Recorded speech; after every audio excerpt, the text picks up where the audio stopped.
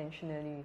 It's just that the last time when we went to Bali, we were staying at Seminyak, so we just decided to go into like the Ubud area to check out some culture there, and the tour guide actually brought us to the gallery. So when we went into the gallery, again both of us, right, saw the same piece of art, the Fisherman, and then we just stood there and stared at it for a long time.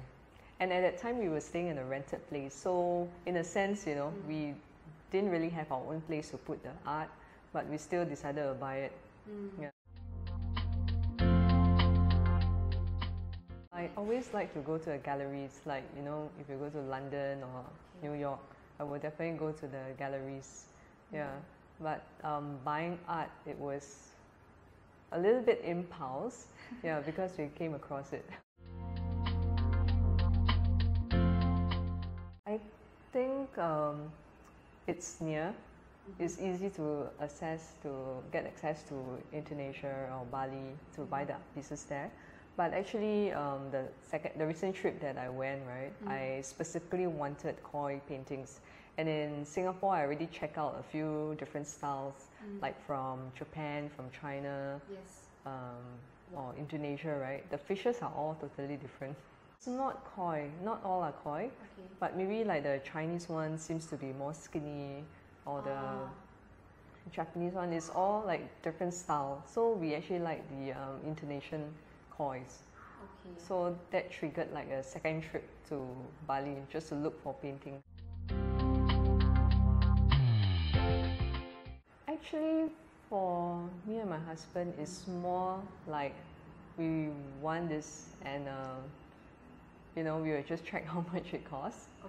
So rather than having a budget to say, okay, we want to spend this amount of money to buy a painting, it was the other way. Like for our koi painting, we didn't have a budget.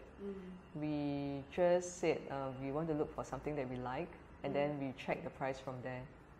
So usually we don't shop for art with a budget. Well, it's whether we think it's worth it. Okay, like the Fisherman, I think in the end we paid about US 300 to 400. And at that time we never bought the art piece, and we thought it was expensive, but we really wanted that in our home, you know. So yeah, we just parted with the money. And in the same gallery, right, they do have like the copy pieces available. You know, they call it students' pieces, and it's just a fraction of the price. You know, maybe you can get it for 100 Sing or something, but it's just different, you know. It's not as real. You don't see as much things, you know, like just now when we were looking at the Fisherman, we can tell a lot of movement, you know, the shadow, you know, roughly what time it is and all that, right? But perhaps in the student's piece, all these details may not be there. Usually you don't go back and get something. If you like something, you get it on the spot. Yeah.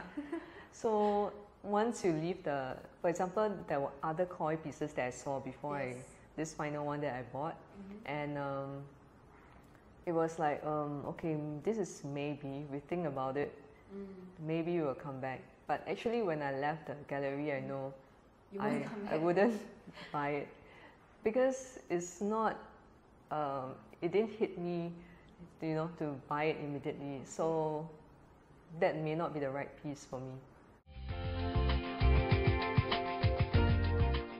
I will not collect those depressive images or something dark, because most of the pieces are for my home, right? And I want to be happy when I look at them. So yeah, those are darker paintings and all that, which some of the galleries has, right? Those are the ones that I will not collect. My favorite, definitely the koi. For this painting, I think it's really colorful, and then the fishes just stand out so much, and each of them are different, you know. And then if you look at the top right corner, you can see the reflection in the pond, right? So you know that there are some trees above and all that. Yeah. So I mean, you can sort of read a lot of things into the painting as well. And then the lotus, I like it that, you know, one is bloom and there are still a couple more that are like going to bloom. It sort of like represents a future hope or whatever. Yeah, so it's a very happy piece, I think. Well, they should just expose themselves to as many different styles as possible, and then just find out like what type of style they like, and just go to as many galleries as they like. And once they feel that they really have to bring something home, that will be the start of their collection.